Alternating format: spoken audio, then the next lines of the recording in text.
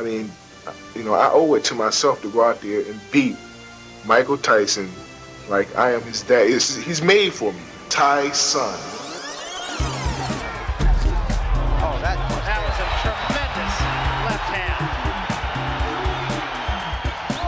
hand. In October 1987, Atlantic City set the stage for an epic showdown. A clash of two undefeated boxing titans. The absolute world heavyweight champion Mike Tyson stepped into the ring to face his most despised adversary, Olympic champion Tyrell Biggs. At that moment, Biggs was hailed as one of the best in the sport. This bout held a sacred significance for Tyson, igniting an unprecedented desire within him to deliver a ruthless punishment upon his opponent. Oh, he's been talking a lot. He's gonna be slow, nice for him. Mike spoke before their scheduled fight, but what triggered his fierce anger towards his opponent? It all began in their amateur days. Representing the American team, Tyrell Biggs was hailed as a boxing prodigy. Standing 6'5" tall, he dominated his opponents, securing victories and accolades in amateur boxing tournaments. Biggs's invincibility forced a young Mike Tyson to compete in a lower weight class just to avoid facing him in the ring. However, even this strategy couldn't help Tyson achieve his ultimate goal of reaching the Olympics.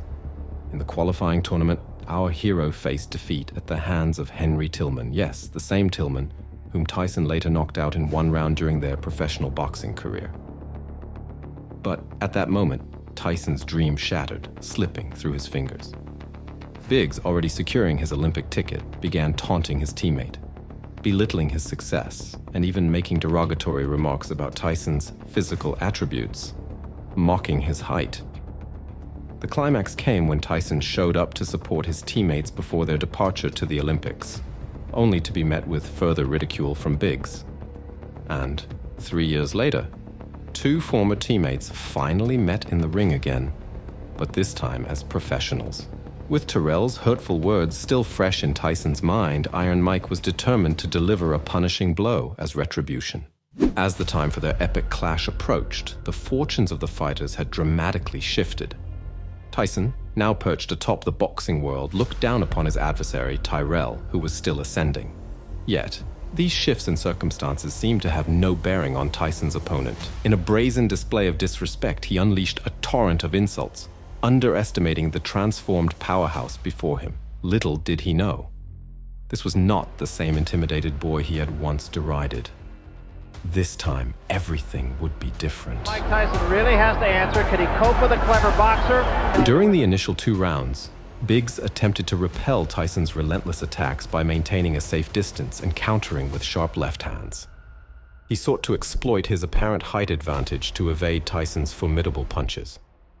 Biggs started off strong in the first round, connecting with over half of his jabs, while Tyson's efforts remained limited to just 3 punches. Good shot by Tyson. Teofilo Stevenson, and I admit it was 5 years ago, but he really bothered. There's the hook. Yeah, because his hands are down. He's moving right, but he keeps his hands down too low. Tyson has very quick hands for Biggs. And Tyson neutralized the jab. Biggs is doing great the first 2 minutes of the first round. As the fight progressed into the second round, Biggs continued employing this strategy, but Tyson managed to land a powerful right hook that split Biggs's lip. And exchange toe-to-toe, like I said earlier. You can't do that. Tyson's punches come so fast, so much velocity.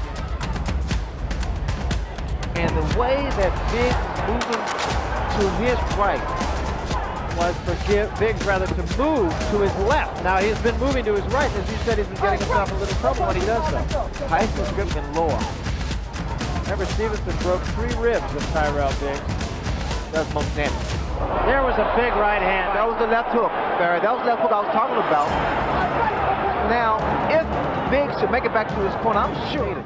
By the third round, Biggs had all but abandoned his initial plan and succumbed to Tyson's overwhelming power. Iron Mike delivered a devastating right hand, creating a gash around Biggs' left eye.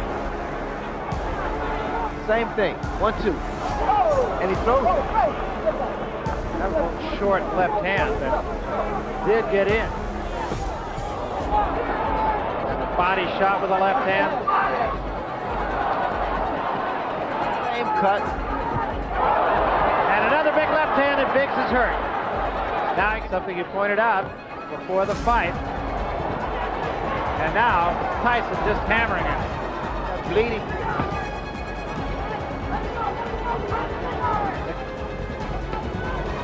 And there's a huge left hand.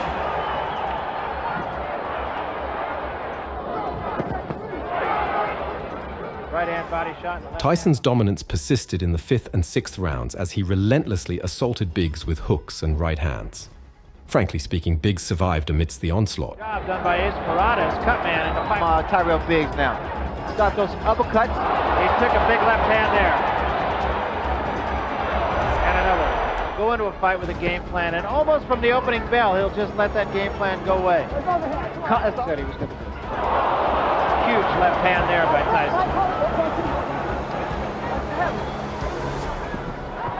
And a combination by Tyson, a left and a right behind him. I don't know if Tyrell's going to recognize himself when he wakes up tomorrow morning. I don't know what that was. The simple fact is that I don't think and again, that cut over the left eye has opened a swelling under the right eye that has a lot of blood. To break that rhythm and stop the momentum of Mike Tyson. Good body shot by Mike Tyson. And remember, the doctor was at that cut in the last round, and you're going to see him again. Tyson hit on a break that time. And Biggs holding on a great deal now. There was a right hand by Tyson. And another. Tyson's fought an excellent fight so far. You know what's happening here? Actually, Biggs is wearing down. A long way, all the way back to amateur days.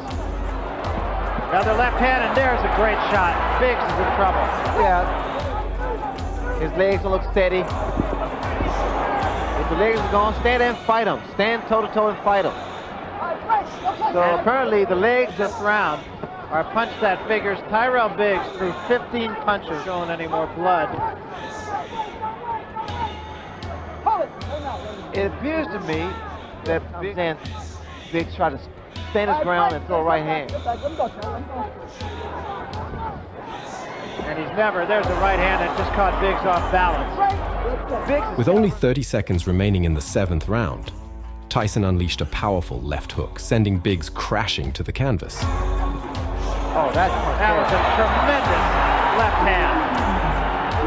The American managed to rise before the referee's count expired, but Tyson instinctively resumed his attack, flooring Biggs once again with a left hook. 10 seconds to go and around. There's a left hand. He's down again. It's over. This prompted referee Tony Orlando to halt the fight, awarding Tyson a TKO victory. Well, look at the right hand of Tyrell Biggs. It's down, and the left hook has been landing from round 1. But the first minute or two of round 1, Biggs is doing his job, boxing. Now he becomes a stationary target. That toe-to-toe tactics proved wrong against David Bay, which he subsequently was cut, and now the same thing happened. So all we had was actually a replay of what took place. Here, Mike Tyson just wears this man down with beautiful short left hooks. It was really more his legs than anything else. He was just kind of off balance, had his legs together, just never really got it together. Here's the final knockdown now. No, I think it's the power and the fact that Mike Tyson actually wore his man down. Decision now for Michael Buffer. Mike? Ladies and gentlemen, the end comes at 2 minutes, 59 seconds of the 7th round. The winner, still the undefeated, undisputed heavyweight champion of the world, Mike Tyson! But even after the fight, Mike Tyson maintained his negative attitude towards Tyrell, expressing the following sentiments. I know when I came to this fight, I was the best fighter in the world, and a man live that can beat me. Body punches. When I was hitting him with body punches, and I heard him, actually he was crying in there, making woman gestures like, I can't find it, but I knew that he was breaking down soon. Went about it patiently and businesslike, not getting excited, not trying to take him out with one punch.